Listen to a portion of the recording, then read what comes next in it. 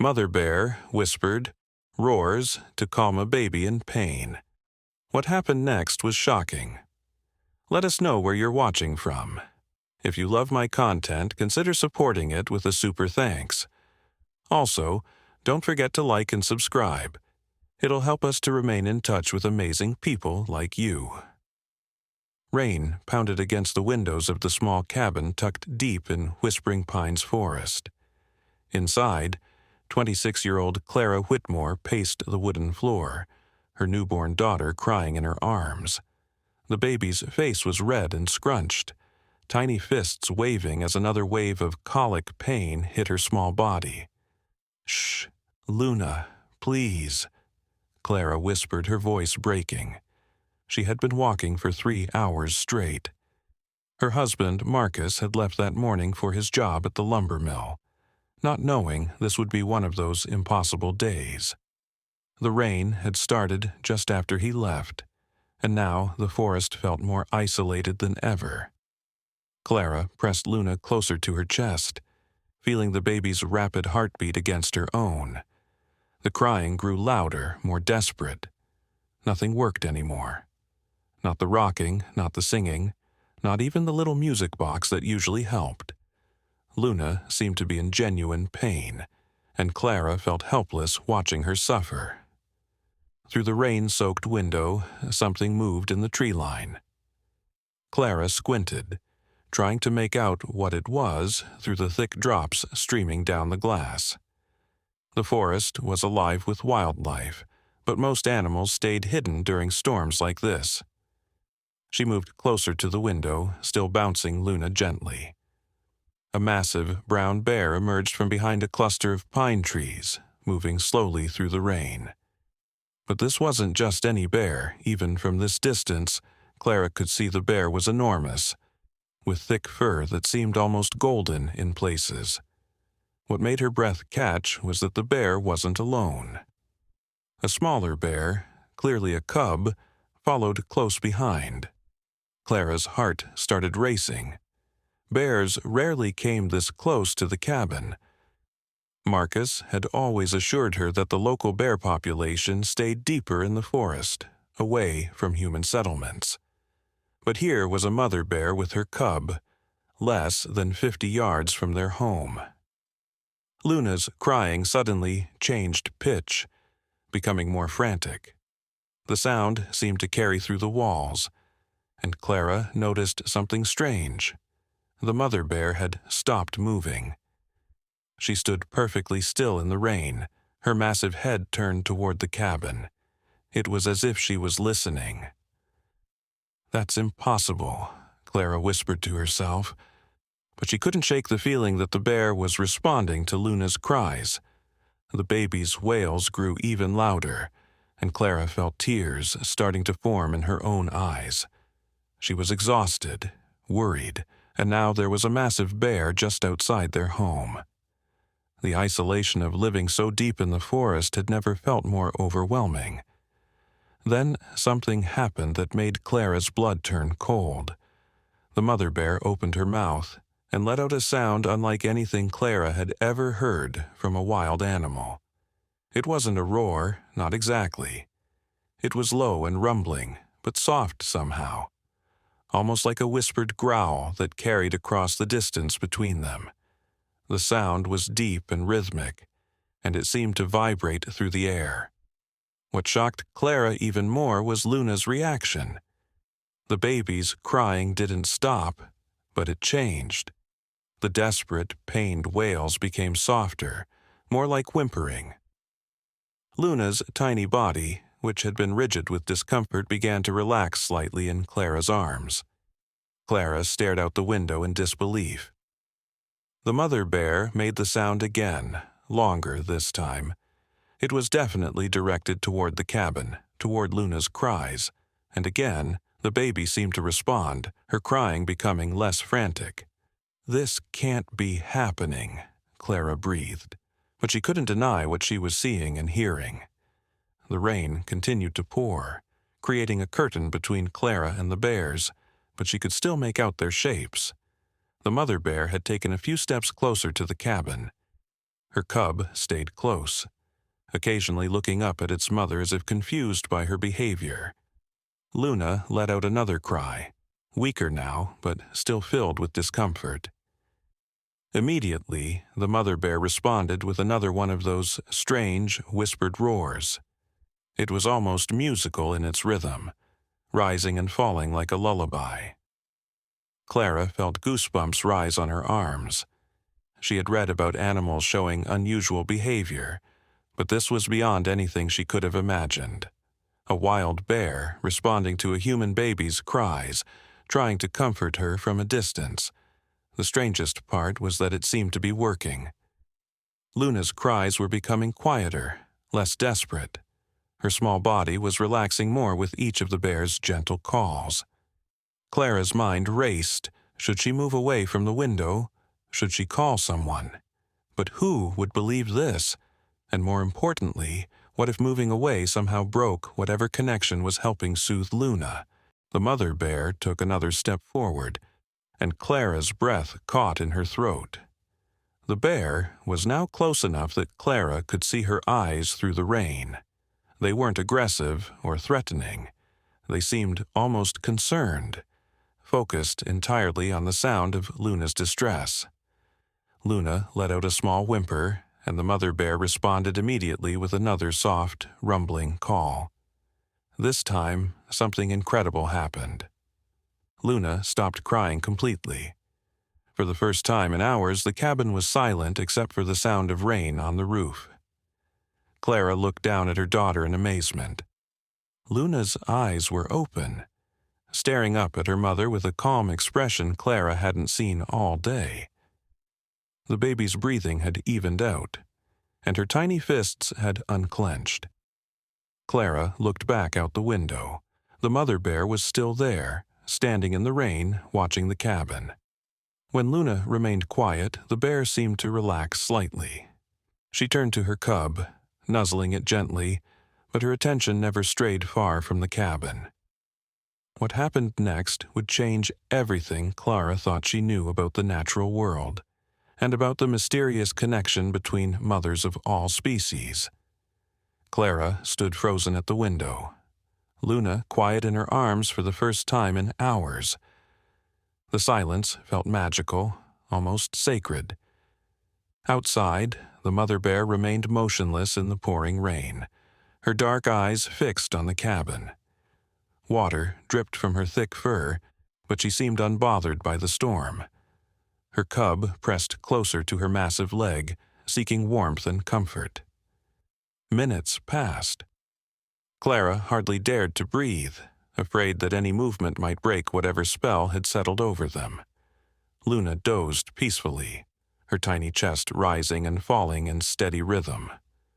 The baby's face, which had been twisted with pain just moments before, now looked serene. Then Clara heard something that made her heart skip. Footsteps on the gravel driveway. Marcus was home early. Clara could hear his truck door slam shut, followed by the sound of his boots splashing through puddles as he ran toward the house. He had no idea what was waiting in their front yard. "Clara!" Marcus called out, his voice muffled by the rain. "The road's starting to flood. I came back to make sure you and Luna were okay." Clara's blood ran cold. If Marcus saw the bears, his first instinct would be to protect his family. He kept a rifle in the shed, and Clara knew he wouldn't hesitate to use it if he thought they were in danger. But these bears weren't threatening anyone. The mother bear had somehow helped Luna when nothing else could. "Marcus, wait," Clara called out, but her voice was barely audible over the storm. She watched in horror as Marcus appeared in her line of sight, jogging toward the front door with his head down against the rain. He was looking at the ground, trying to avoid puddles, completely unaware of the massive bear less than 30 feet away. The mother bear heard him coming. Her head swiveled toward Marcus, and for the first time since Clara had been watching, the bear's posture changed. She didn't look aggressive, but she was alert, protective. Her cub moved behind her, sensing the change in his mother's demeanor. Marcus looked up just as he reached the front porch. He froze mid-step, his keys dangling from his hand. For a long moment, man and bear stared at each other through the rain. Clara could see the shock on her husband's face, the way his body tensed as he processed what he was seeing. "Don't move," Clara whispered to herself, pressing her face closer to the window. "Please don't move." But Marcus did exactly what Clara feared he would do. He started backing slowly toward the shed where he kept his hunting rifle. The mother bear watched his every movement. She took a step forward, not aggressively, but as if to say that she wasn't going anywhere. Her cub stayed close behind her, its small eyes darting between the strange human and its mother. Clara knew she had to do something.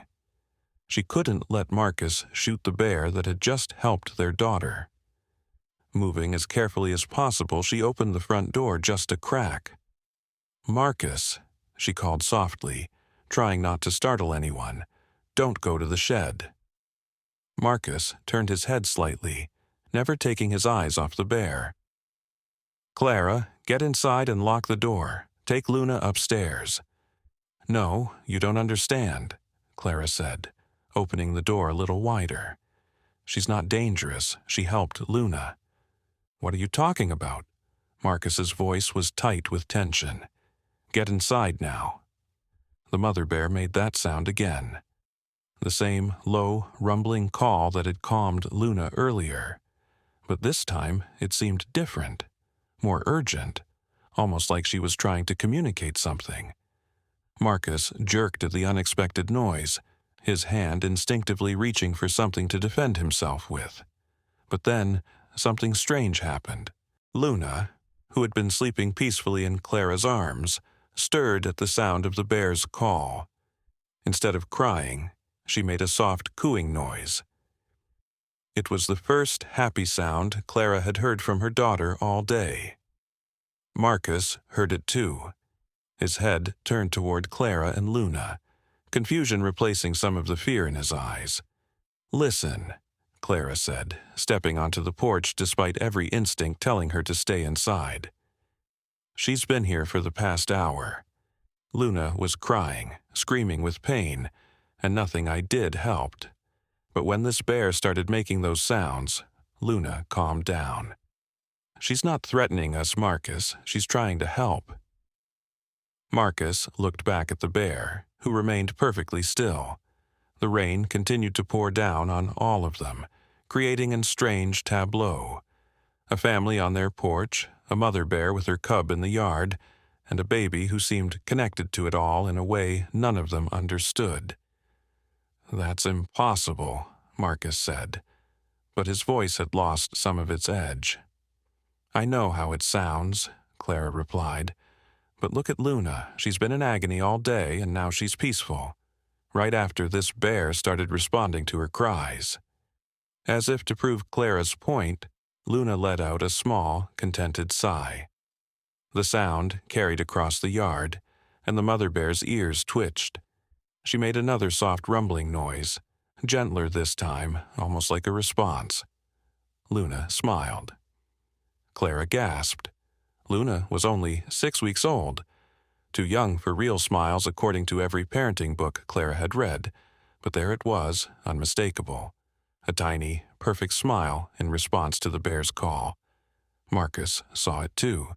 Clara watched as the tension slowly left his shoulders, replaced by wonder and disbelief. "How is this possible?" he whispered. Before Clara could answer, something even more extraordinary happened. The mother bear's cub, who had been hiding behind its mother, stepped forward. It was small, probably only a few months old, with fluffy fur that was darker than its mother's. The little bear looked up at Luna with what could only be described as curiosity. The cub made a small sound, much higher pitched than its mother's deep rumbles. It was almost like a chirp, innocent and playful. Luna responded with a gurgle of delight, her tiny arms moving in what looked like excitement. Clara felt tears streaming down her face. She was witnessing something that defied explanation, something that challenged everything she thought she knew about the natural world. Here was her daughter, who had been in pain and distress for hours, communicating with wild bears in a way that seemed as natural as breathing. But then, Clara noticed something that made her heart sink. The mother bear was limping. It was subtle, barely noticeable unless you watched carefully, but the bear was favoring her left front paw. With each step, she shifted her weight slightly, trying to avoid putting too much pressure on what was clearly an injured limb.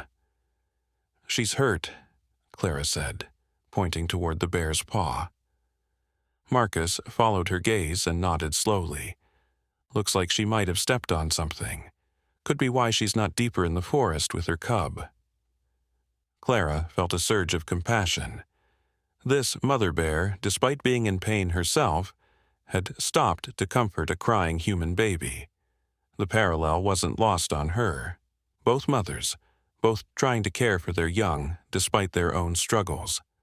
The rain began to lighten slightly, though the sky remained dark and threatening. The mother bear looked up at the changing weather, then back at the family on the porch. She seemed to be making a decision about something. What she decided would reveal a truth that would bind their lives together in ways none of them could have imagined. The bear began to move toward the house, her cub following close behind. But she wasn't approaching aggressively. Her movements were careful, deliberate, almost respectful. She was asking for something, though Clara couldn't imagine what. As the massive bear drew closer, Clara could see more details.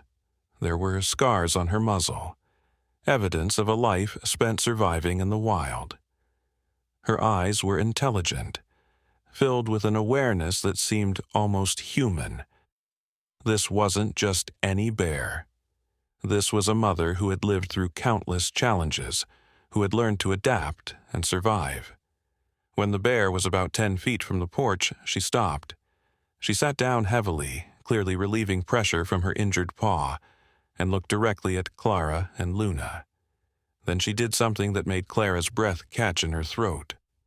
The mother bear bowed her head slightly, a gesture so clearly respectful that it couldn't be mistaken for anything else. She was acknowledging them, showing that she understood the sanctity of their space while asking for their help. Her cub sat beside her, mimicking its mother's posture in the way young animals do. Clara looked at Marcus, who was staring at the bears with an expression of complete amazement. "I think," Clara said quietly, "she wants us to help her." But as Clara took a step forward, ready to see what she could do for the injured bear, a new sound reached their ears, the distant rumble of engines growing closer. Someone else was coming down their remote road, and Clara had a sinking feeling that not everyone would be as understanding about the bear's presence as she and Marcus had become. The mother bear heard it too. Her head snapped toward the sound, and for the first time since Clara had been watching her, the bear looked genuinely afraid. Whatever was coming down that road was something the bear recognized as a threat. And Clara was about to discover that their isolated encounter was about to become much more complicated. The sound of engines grew louder, accompanied by the splashing of tires through puddles and the crunch of gravel. Clara counted at least 3 vehicles, maybe more. In their remote location, that many vehicles arriving at once could only mean one thing: trouble. The mother bear rose to her feet despite her injured paw, her entire body language shifting from peaceful to protective. She positioned herself between her cub and the approaching sound, letting out a low warning growl that vibrated through the air. Her cub pressed against her leg, sensing danger. "Who could that be?" Clara whispered, pulling Luna closer to her chest. Marcus stepped down from the porch, moving protectively toward his wife and daughter. "I don't know, but we need to get inside, now." But Clara couldn't move. She was transfixed by what she saw in the mother bear's eyes. It wasn't just caution or natural wariness. It was recognition. Fear. This bear had encountered these particular humans before, and whatever had happened hadn't been good. The first vehicle came into view through the trees. A large pickup truck with a reinforced front bumper and spotlights mounted on the roof. Behind it, Clara could see 2 more trucks, all moving fast despite the treacherous road conditions. The lead truck skidded to a stop at the edge of their property, followed quickly by the others. Doors slammed open, and men in camouflage clothing jumped out. Clara's heart sank when she saw what they were carrying. Tranquilizer guns, nets, metal cages loaded in the truck beds. Wildlife Control, Marcus said grimly, reading the logo on the side of the lead truck. Someone must have reported the bears. But Clara noticed something that made her blood run cold. These weren't official government vehicles.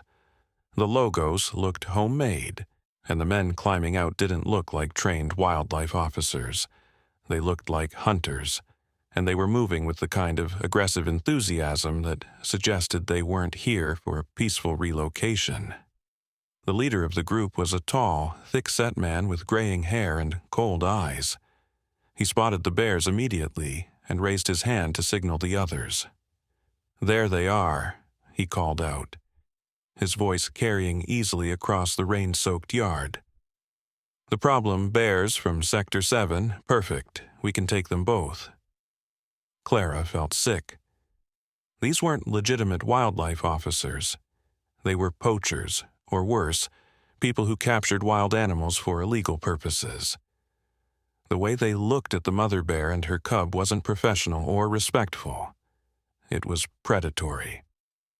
The mother bear seemed to understand exactly what was happening. She backed up slightly, maneuvering herself and her cub closer to the house, as if she somehow understood that the humans on the porch were different from the ones who had just arrived. "Stay back!" the leader shouted, pointing directly at Clara and Marcus. "These are dangerous animals. We're here to remove them for your safety." "We didn't call anyone," Marcus called back, stepping protectively in front of Clara and Luna. "Someone in town reported aggressive bear behavior in this area," the man replied, but his eyes never left the bears. "We're authorized to handle the situation." Clara knew they were lying. There was no way anyone in town could have known about the bears being here. Their nearest neighbor was miles away, and the bears had only arrived an hour ago. These men had been hunting this particular mother bear and her cub, and they had tracked them here. The mother bear made a decision that surprised everyone. Instead of fleeing into the forest where she might have had a chance to escape, she limped closer to the porch where Clara and Marcus stood. She was asking for protection, Clara realized. This wild animal was seeking sanctuary with the humans who had shown her kindness. "Look at that," one of the fake wildlife officers said with excitement. "She's cornering herself. This is going to be easier than we thought." The leader raised his tranquilizer gun, taking aim at the mother bear. "No!" Clara shouted, stepping forward without thinking. "You can't do this." "Ma'am, get back inside," the leader commanded. "These animals are dangerous." "Dangerous?" Clara's voice rose with indignation. "She helped my baby. She's injured and trying to protect her cub. She's not dangerous." The men exchanged glances, and Clara saw something shift in their expressions. They hadn't expected witnesses who would defend the bears. "Your baby?" the leader asked, lowering his gun slightly. Before Clara could answer, Luna stirred in her arms and let out a small cry. It wasn't the agonized wailing from earlier, just a normal baby fuss, but the sound had an immediate effect. The mother bear turned toward Luna and made that same gentle, rumbling call that had calmed the baby before. And just like before, Luna quieted, making a soft cooing sound in response. The fake wildlife officers stared in stunned silence. "Did that bear just respond to your baby?" one of them asked, his voice filled with disbelief. "She's been doing it for over an hour," Clara said, finding courage in the truth. "My daughter was crying with colic pain and nothing I did helped. But when this bear started making those sounds, Luna calmed down completely. She's not aggressive, she's compassionate." The leader's expression hardened. "That's impossible. Bears don't interact with human infants. You're anthropomorphizing natural behavior." But even as he said it, Clara could see doubt in his eyes. What they had all witnessed was clearly beyond normal animal behavior. The mother bear seemed to sense the tension in the air. She looked back and forth between the armed men and the family on the porch, as if calculating her options. Her cub stayed pressed against her side, its small eyes wide with fear. Then something happened that changed everything. Luna began to cry again, not from pain this time, but from the stress and fear she was picking up from the adults around her. The sound cut through the tension like a knife. Immediately, both the mother bear and her cub responded. The mother made her gentle rumbling call, while the cub added its own higher-pitched sound. Together, they created a harmony that was unlike anything Clara had ever heard from wild animals. Luna's crying softened, then stopped altogether. She looked toward the bears with those wide, innocent eyes that seemed to see past all the human complications to something pure and simple. One of the fake officers lowered his weapon completely. "I've never seen anything like this," he whispered. But the leader wasn't swayed. If anything, the unusual behavior seemed to make him more determined. "Exactly," he said. "This kind of abnormal behavior makes them even more dangerous. Animals that lose their natural fear of humans become unpredictable." He raised his tranquilizer gun again, but this time his target wasn't the mother bear. He was aiming at the cub. "No!" Clara screamed, but she was too far away to do anything. The mother bear saw where the gun was pointed. Her reaction was instantaneous and heartbreaking. She threw herself between the weapon and her cub, taking the full impact of the tranquilizer dart in her shoulder. The drug worked fast. The massive bear staggered, fighting to stay upright, but her legs began to give out. Even as she collapsed, she kept her body positioned protectively over her cub. The little bear nudged its mother frantically, making distressed chirping sounds. When she didn't respond, the cub looked up at Clara with an expression of pure desperation. Luna began crying again, this time with genuine distress, as if she understood that something terrible was happening to her unexpected friend. "You monsters," Clara said, tears streaming down her face. She was protecting her baby, just like any mother would. "Load them both," the leader commanded his men. "The cub will be easier to handle now." As the men approached with their nets and cages, Clara made a decision that would change everything. She stepped off the porch and positioned herself between the fake officers and the bears. "I won't let you take them," she said, her voice shaking but determined. Marcus immediately moved to stand beside her, despite the danger. "She's right. This is our property and you have no legal authority here." The leader's eyes turned cold. "Ma'am, I suggest you step aside. We have authorization to remove dangerous wildlife, and we will use whatever force is necessary." That's when Clara realized they weren't just dealing with poachers or illegal animal dealers. These men were willing to hurt humans too. The situation had become far more dangerous than she had imagined. But just as the leader raised his weapon toward Clara, something unexpected happened. More vehicles arrived. But this time, the approaching engine sounded different, official, and there were sirens mixed in with the engine noise. Real law enforcement was coming, and Clara could only hope they would arrive in time to save both the bears and her family from these men who were clearly operating outside any legal authority. The leader heard the sirens too. His expression shifted from confidence to concern. "Pack it up," he ordered his men. "Now." But the mother bear was already loaded in one of their cages, unconscious from the tranquilizer. The cub was still free, huddled against the cage where its mother lay motionless. Clara knew that once these men drove away, she would never see the bears again. And something told her that if that happened, neither the mother bear nor her cub would survive whatever these men had planned for them. She had to do something, but what? She was one woman with a baby, facing armed men who clearly had no regard for the law or for life. That's when Luna did something that no one expected. The baby let out a cry, but this time it was different, louder, more urgent, almost like she was calling for help, and amazingly the bear cub responded immediately. Instead of cowering, the little bear stood up and began making the same sounds its mother had been making earlier. The rumbling calls, but smaller, higher pitched. The cub was trying to comfort Luna the same way its mother had.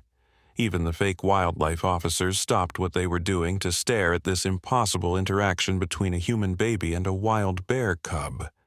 But the sirens were getting closer, and Clara realized that whatever was going to happen next would determine not just the fate of the bears, but possibly the future of her entire family. The leader made a desperate decision that would reveal just how far these men were willing to go to complete their mission. "Change of plans," he said, his voice cold and determined. "If we can't take them quietly, we'll have to make sure there are no witnesses to report what happened here." Clara's blood ran cold as she realized what he meant. These men weren't just after the bears anymore. They were willing to hurt anyone who stood in their way. Clara's heart pounded as she watched the leader's expression change from frustrated to dangerous. The sirens were still distant, but getting closer. She estimated they had maybe 3 or 4 minutes before help arrived. The question was whether she and her family could survive that long. "Marcus," she whispered, trying not to move her lips. "Take Luna and get inside. I'm not leaving you out here." Marcus replied quietly, his voice firm despite the fear Clara could hear underneath. The leader overheard them. "Nobody's going anywhere," he said, gesturing with his tranquilizer gun. "Jenkins, secure the perimeter. Make sure no one can leave." One of the men immediately jogged toward the road, positioning himself between the family and any escape route. Another man moved to block access to the house. Clara realized with growing terror that these weren't just animal poachers.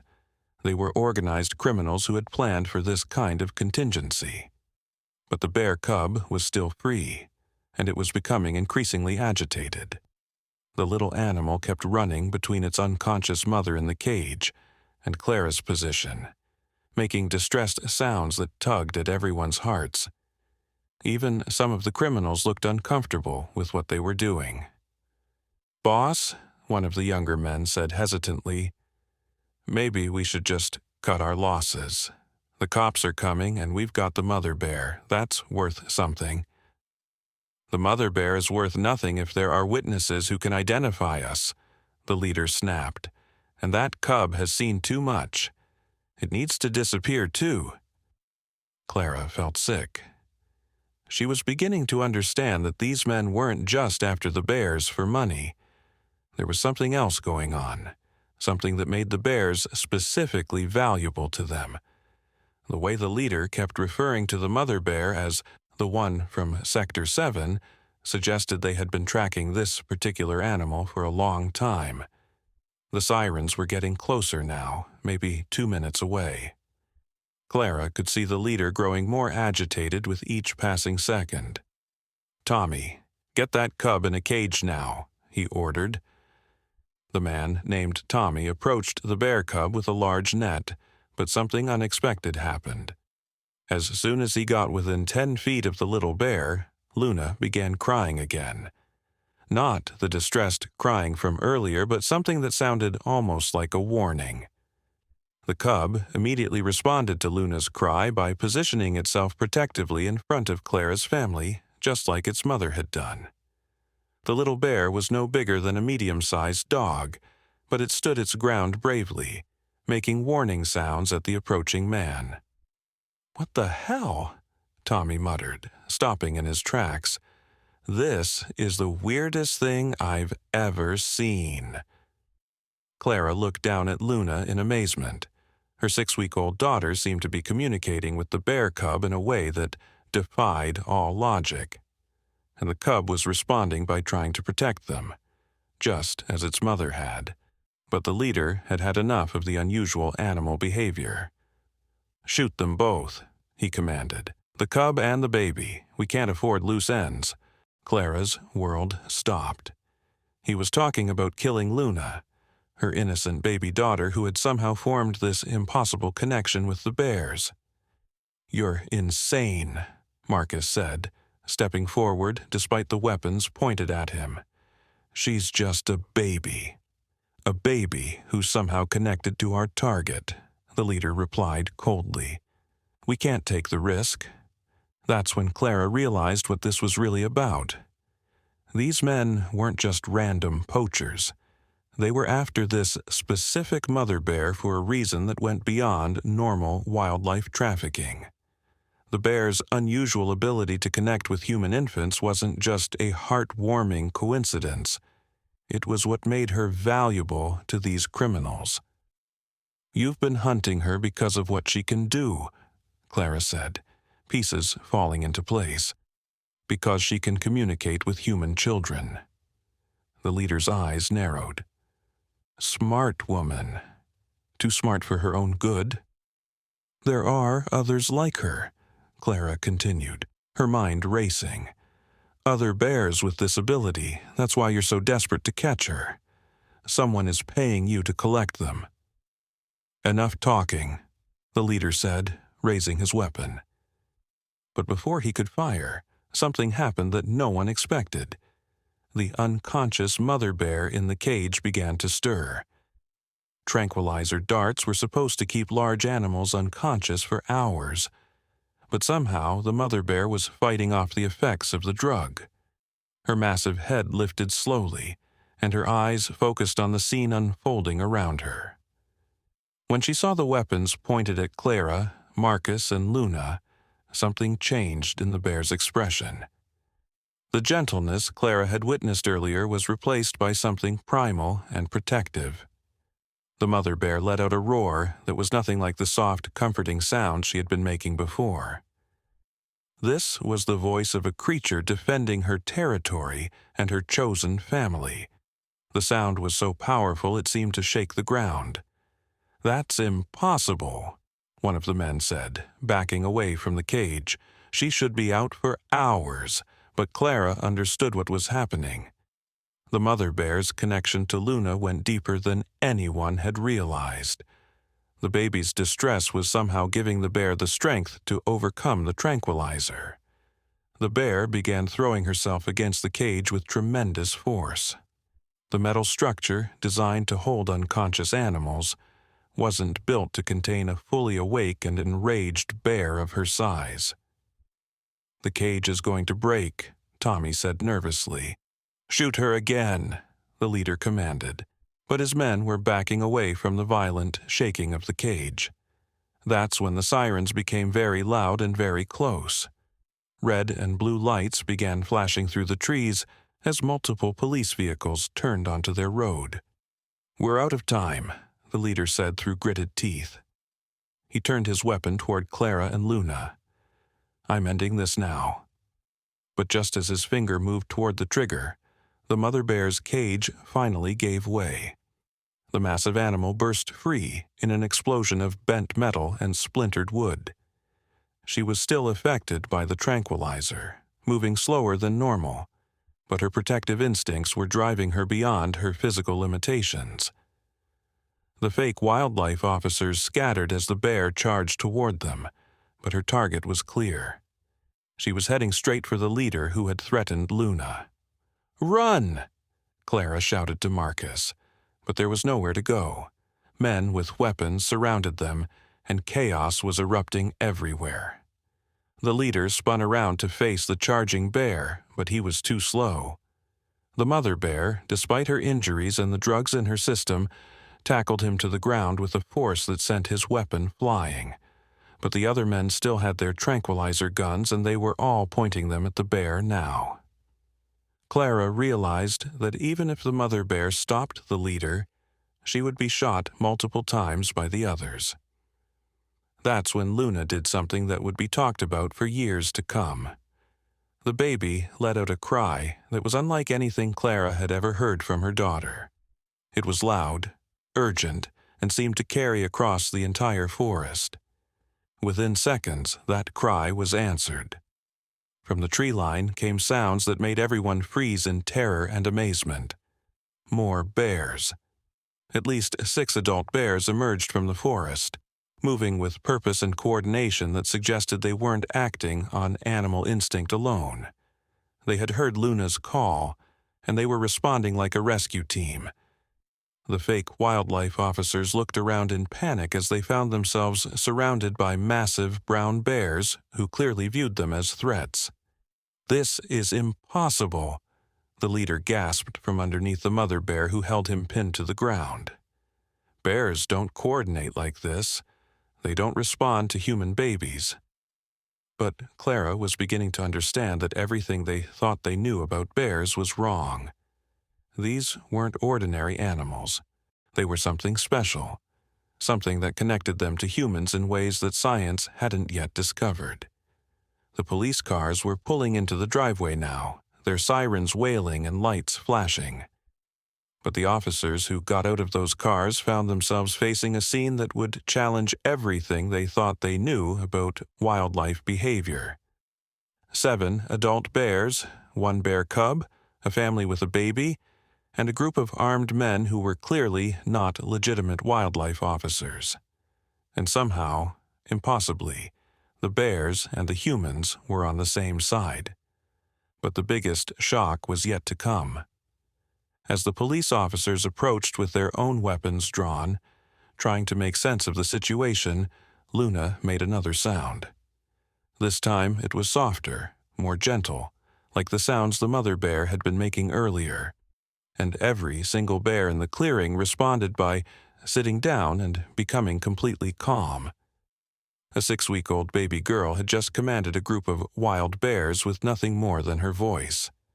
The lead police officer lowered his weapon slowly, staring at Luna with an expression of complete bewilderment. "What exactly is going on here?" he asked. Clara looked at her daughter, then at the bears who were now sitting peacefully around them like an honor guard, then at the fake wildlife officers who were being held at bay by creatures they had tried to capture and exploit. "I honestly don't know," she said. "But I think we're about to find out that the world is much more mysterious than any of us imagined." What the police investigation would reveal about the criminals and their organization would expose a conspiracy that reached far beyond simple animal trafficking. And what the scientists who would eventually study Luna's ability would discover would change humanity's understanding of the connection between species. But first, they had to survive the next few minutes, because the leader of the fake wildlife officers had one more desperate card to play. Even pinned under the massive bear, he managed to reach into his jacket and pull out something that made Clara's blood turn to ice. A grenade. "If I can't have them," he gasped, "nobody can." Time seemed to slow down as Clara stared at the grenade in the leader's hand. The mother bear above him sensed the new threat immediately, but she was still disoriented from the tranquilizer. The other bears around the clearing became agitated, picking up on the sudden spike in tension. The police officers shouted commands, but they were too far away to reach the leader before he could pull the pin. Clara held Luna tighter, knowing that in seconds, everything could be over. But then, something happened that defied every law of nature. Clara thought she understood. Luna looked directly at the grenade in the man's hand and made a sound that was impossible for a 6-week-old baby to make. It was a deep, resonant call that seemed to come from somewhere far older and wiser than her tiny body should contain. The effect was immediate and stunning. Every bear in the clearing stopped moving. Not just stopped, they became perfectly still, like statues frozen in time. Their eyes all focused on Luna with an intensity that was almost supernatural. The leader's hand, which had been moving toward the grenade's pin, also stopped. He stared at Luna with confusion and growing fear. What is she?" he whispered. Clara felt a chill run down her spine. She was holding her daughter, but the being that had just made that sound seemed far beyond anything human. Yet Luna's eyes, when they turned to look at Clara, were still those of her innocent baby girl.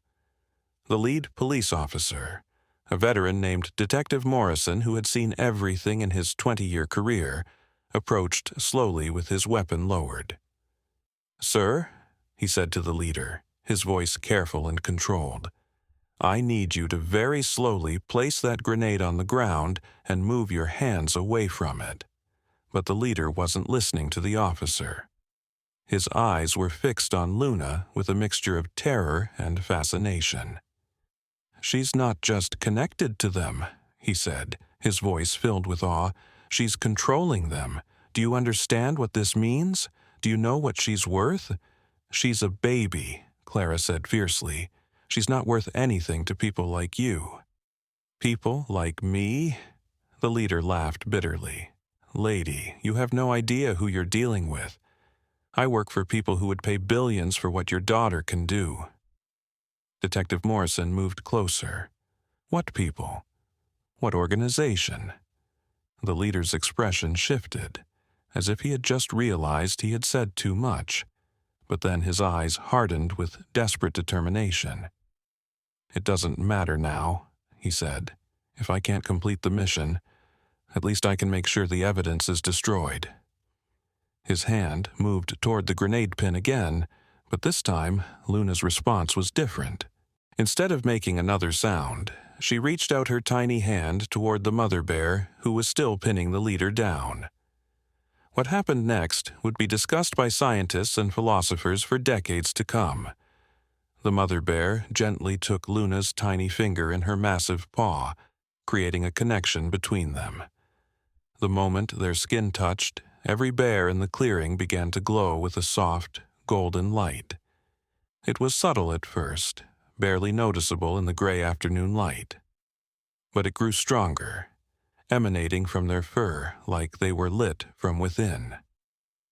The light was warm and peaceful, filling everyone who saw it with a sense of profound calm. The leader's hand, still gripping the grenade, began to tremble. "This is impossible," he breathed. "Bears they can't." But his protests died in his throat as the golden light reached him.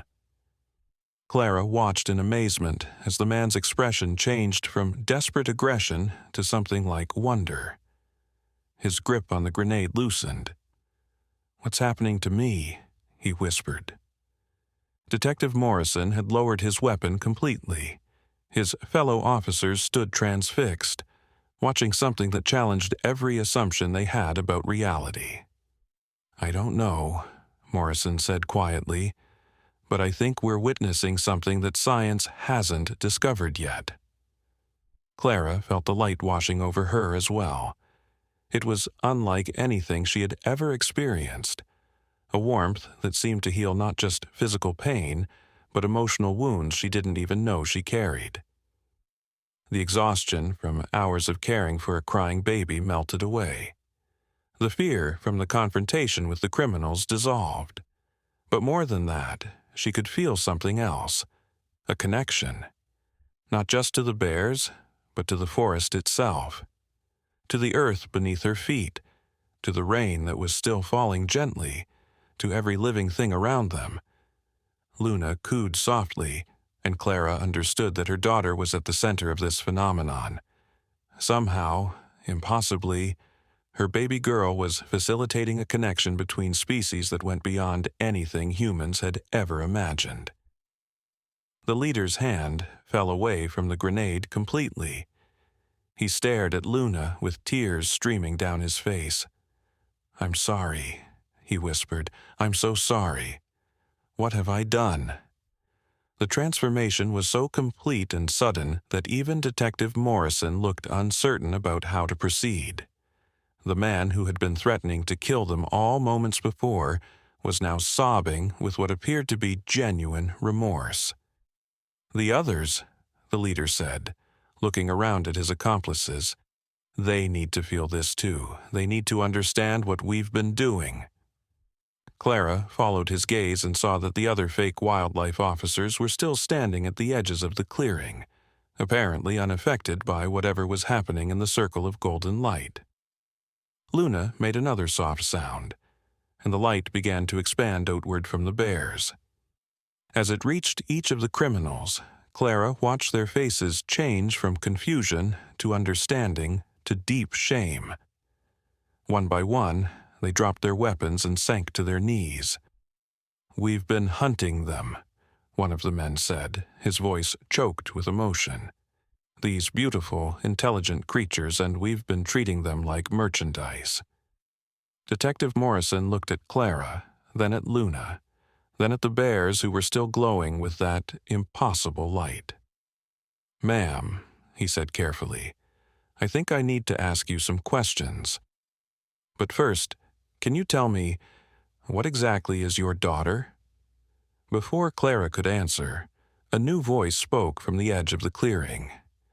"She's what we've been waiting for." Everyone turned to see an elderly woman emerging from the forest. She was small and bent with age, but she moved with the confident step of someone who knew these woods intimately. Her clothes were simple and worn, and she carried a walking stick carved with intricate symbols. The bears all turned toward her, and Clara could see recognition in their eyes. This woman was known to them, trusted by them. "Who are you?" Detective Morrison called out, his hand moving back toward his weapon.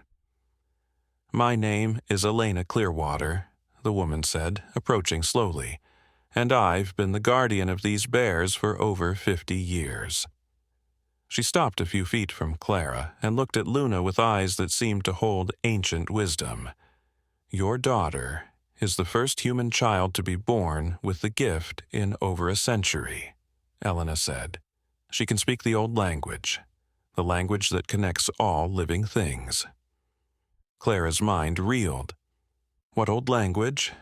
What are you talking about?" Elena smiled gently. "Before humans forgot their connection to nature, before we decided we were separate from the animals and the earth, there was a way of communicating that transcended species. Some animals never lost it.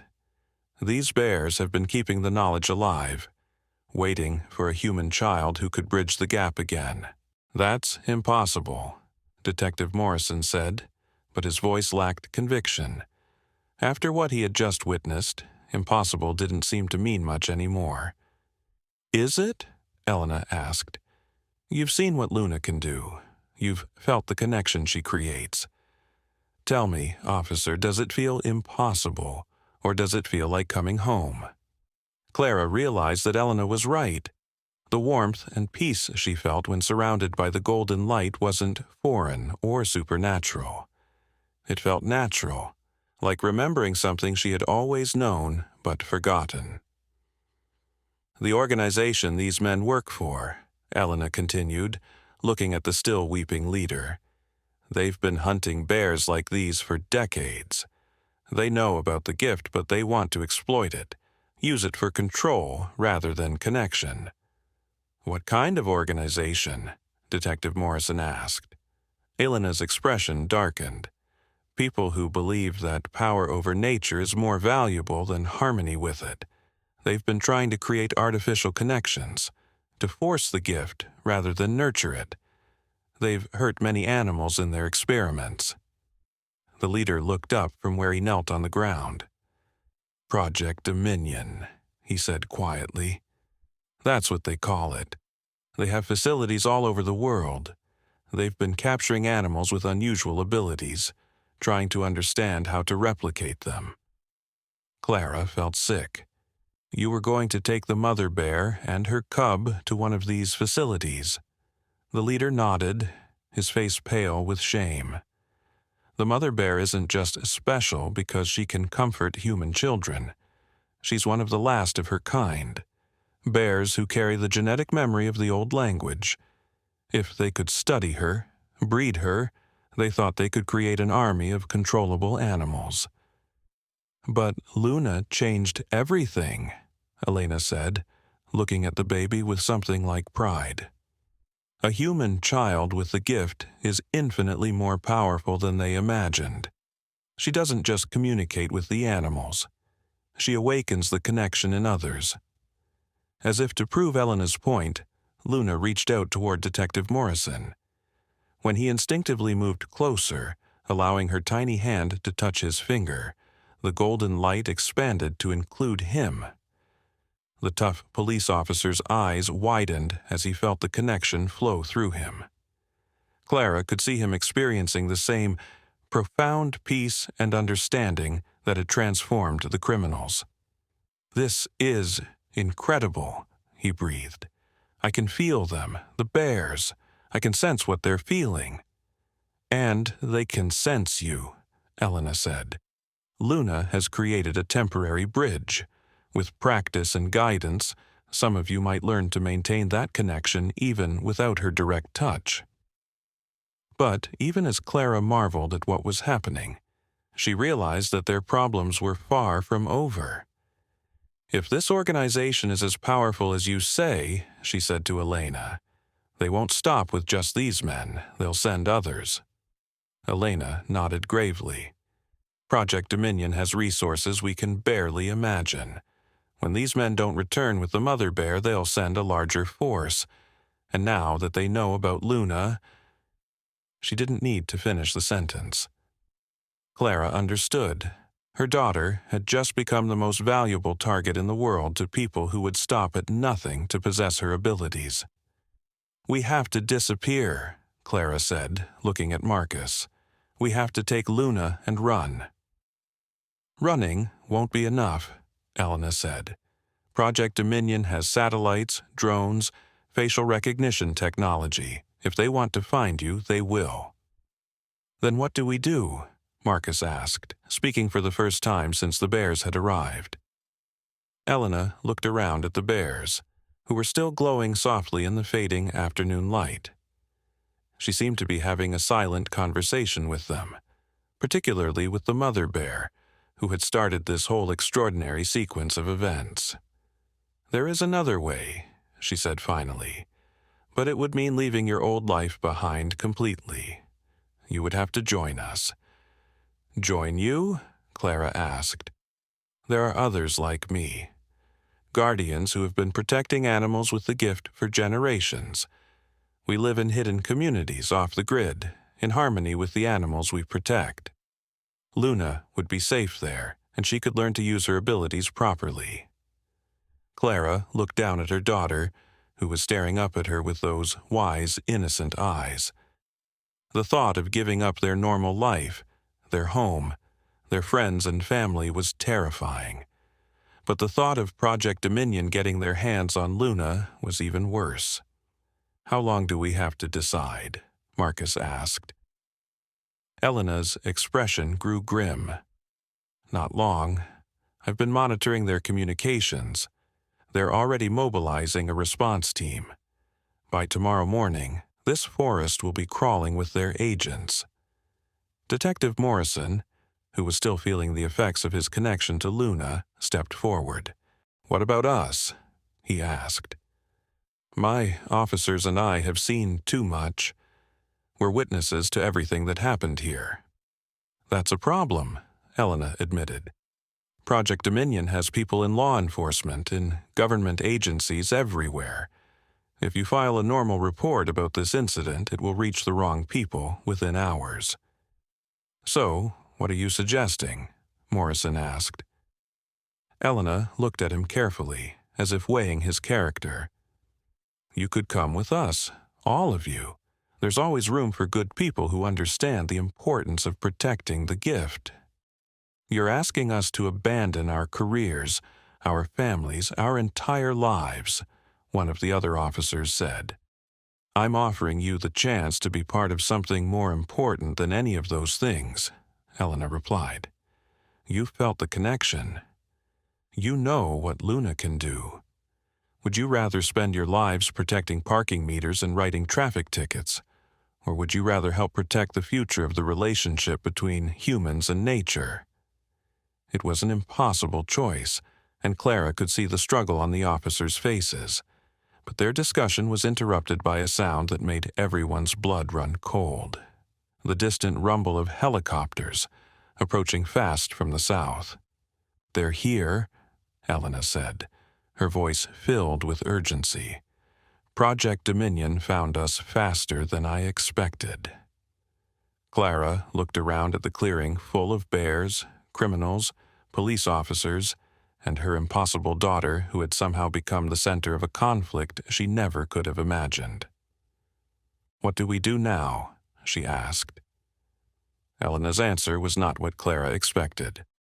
Now, the old woman said, we find out just how powerful Luna really is, because we're about to need a miracle. The sound of helicopter rotors grew louder, echoing through the forest like mechanical thunder. Clara could count at least 3 distinct aircraft, possibly more. Through the trees, she caught glimpses of black military-style helicopters with no visible markings. How many people are we talking about? Detective Morrison asked, his training kicking in despite the supernatural circumstances. Elena closed her eyes, pressing her hand against one of the nearby bears. When she opened them again, her expression was grim. At least 30 operatives. Full tactical gear. They're not planning to take prisoners this time. The leader of the fake wildlife officers, still kneeling on the ground, looked up with panic in his eyes. You don't understand. When Project Dominion sends a full tactical team, it means they've classified this as a Code Black scenario. Total elimination of all witnesses and evidence. What does that mean? Clara demanded, holding Luna closer. It means they're going to kill everyone here, the leader said, his voice shaking, including their own people. Me and my team are expendable now that we've failed. Marcus stepped protectively closer to Clara and Luna. There has to be somewhere we can hide. These woods go on for miles. Elena shook her head. They have thermal imaging, infrared sensors, tracking dogs. Running would only delay the inevitable. She looked at Luna, who was staring up at the sky with an expression of unusual focus for such a young baby. But maybe we don't need to run. The golden light emanating from the bears began to pulse, growing brighter with each beat like a massive heartbeat. Luna made a soft cooing sound, and the pulsing synchronized with her breathing. She's calling them, Elena whispered in amazement. Calling who? Clara asked. Before Elena could answer, new sounds began emerging from the forest. Not the mechanical noise of helicopters, but something far more primal. Growls, chirps, howls, and calls that seemed to come from every direction at once. The first to emerge from the tree line were more bears.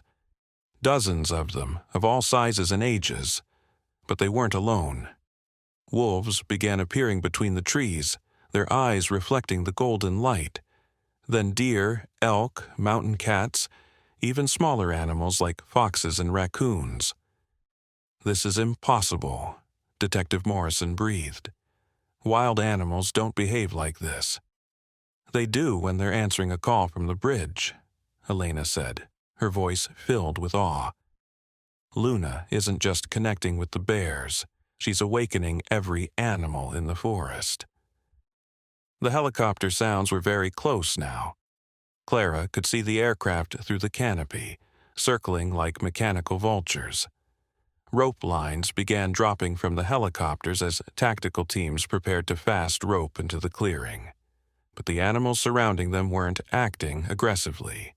They were forming protective circles, layer upon layer, with the bears closest to Clara and Luna, then the wolves, then the deer and elk, with smaller animals filling in the gaps. It was like watching a living fortress construct itself.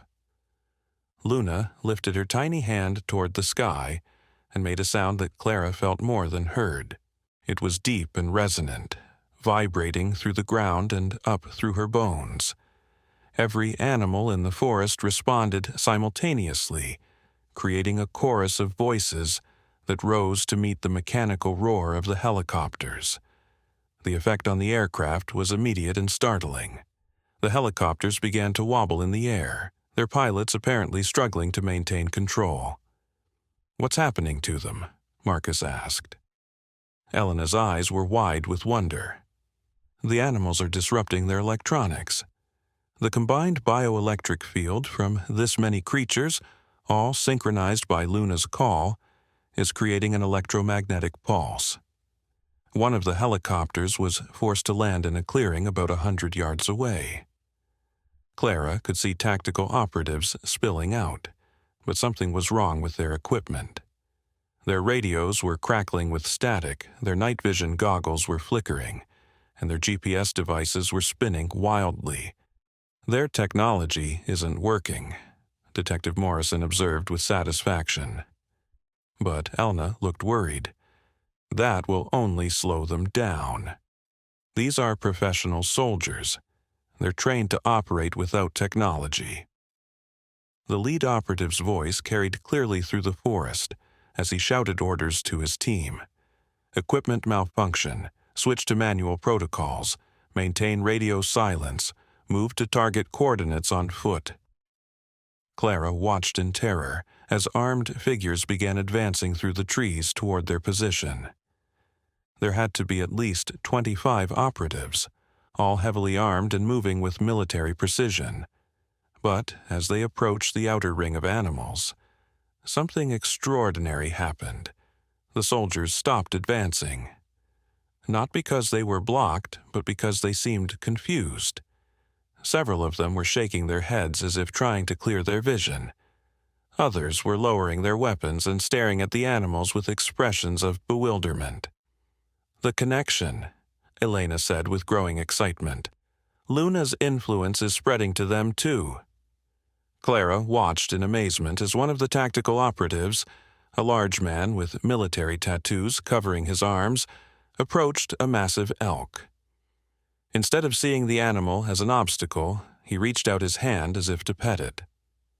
The elk allowed the touch, and immediately the golden light began to emanate from both of them. "This is incredible," the operative said, his voice carrying wonder instead of aggression. "I can feel what it's feeling. It's not afraid of me, it's protective." Other soldiers were having similar experiences. As they made contact with the animals, the aggressive stance melted away, replaced by the same sense of connection and peace that Clara had experienced. But not all of the operatives were affected. The team leader and several others hung back, apparently resistant to whatever influence Luna was projecting. "Why aren't they all responding?" Clara asked Elena. The old woman's expression was troubled. "Some people are naturally more open to the connection.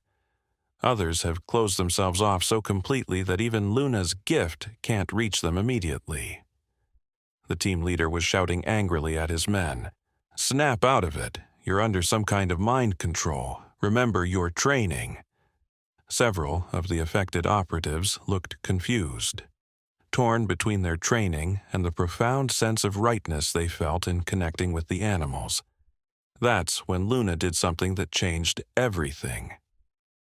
She began to cry. But this wasn't the normal crying of a distressed baby. This was something far more powerful. Her cries carried across the forest like a lament, filled with such pure sadness that it seemed to touch the very soul of everyone who heard it. Clara felt tears streaming down her own face before she even realized why. The sound conveyed loss, grief, and a deep mourning for something precious that was being destroyed. Every animal in the forest responded to Luna's crying with their own calls of distress. The bears roared mournfully, the wolves howled, the deer made soft bleating sounds of sorrow. Even the birds in the trees began singing songs of lament. The effect on the humans was devastating. Even the resistant operatives stopped in their tracks, overcome by the overwhelming sadness emanating from Luna's cries. "What is she showing them?" Clara whispered. Elena's voice was choked with emotion. "The truth. She's showing them what the world has lost. The connection between humans and nature that Project Dominion has been trying to destroy." One by one, the remaining resistant operatives began to lower their weapons. Clara could see tears on their faces as Luna's gift broke through whatever barriers they had built around their hearts. The team leader was the last to succumb. He fought against the connection for several minutes, his face twisted with effort as he tried to maintain his aggressive mindset. The team leader was the last to succumb. He fought against the connection for several minutes, his face twisted with effort as he tried to maintain his aggressive mindset. But finally, even he fell to his knees, overwhelmed by the profound sense of loss that Luna was sharing with them. "We've been doing this wrong," he said, his voice broken. "All of it. Everything we've been taught, everything we've done, it's all been wrong." The crying stopped, and Luna looked up at Clara with those impossibly wise eyes. The forest fell silent, except for the gentle sounds of rain and wind through the trees. But Clara knew that this moment of peace was temporary. Even if these operatives had been converted by Luna's gift, Project Dominion was much larger than one tactical team. As if reading her thoughts, Elena spoke quietly. "They'll send more, and next time, they'll be prepared for what Luna can do." "What do you mean?" Marcus asked. "They'll send people who have been psychologically conditioned to resist emotional manipulation. Sociopaths, people with specific mental disorders that make them immune to empathy. Luna's gift works through emotional connection. Against people who feel nothing, it won't work." Clara felt a chill run down her spine. "How long do we have?" Elena consulted a device that looked like a modified radio. Based on their communication patterns, maybe 6 hours before the next wave arrives. The converted team leader approached them slowly, his hands empty and raised in a peaceful gesture. "Ma'am," he said to Clara, "I need you to know something. Project Dominion has been tracking unusual animal behavior for decades. Your daughter isn't the first human with this gift they've encountered." Clara's heart stopped. "What do you mean?" "There have been others. Children, mostly. Over the past 50 years, they've found maybe a dozen individuals with varying levels of ability to communicate with animals." "What happened to them?" Elena asked, though her tone suggested she already feared the answer. The team leader's face was filled with shame. "Some were recruited, trained to use their abilities for military purposes. Others—" He couldn't finish the sentence. "Others what?" Clara demanded. "Others disappeared, along with their families. Project Dominion has a policy about witnesses who can't be controlled or converted." The implications hit Clara like a physical blow. They weren't just hunting Luna for her abilities. They were planning to eliminate anyone who knew about her. "We have to get her as far away from here as possible," Marcus said. But Elena shook her head. "Distance won't matter. They have resources in every country, contacts in every government. There's nowhere on Earth you could hide that they wouldn't eventually find you." "Then what do we do?" Clara asked desperately.